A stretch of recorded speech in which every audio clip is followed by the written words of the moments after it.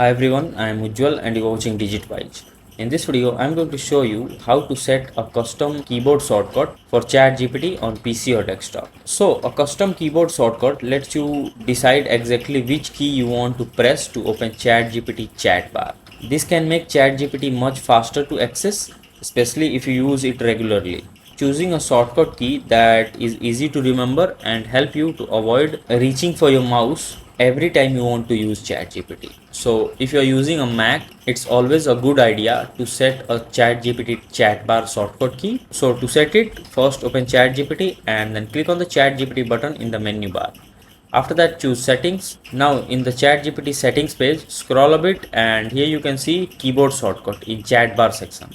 Right to it, you can set a keyboard shortcut for it. Currently it is empty because I haven't set any keyboard shortcut for ChatGPT chat bar to access. So click on it and now press a key combination you want to use for ChatGPT chat bar access. Once you entered it, the new keyboard shortcut will save immediately, and from now on, whenever you press that shortcut you have currently saved, the ChatGPT chat bar will instantly appear. You can also change its position just by clicking on the drop down menu right to position on screen.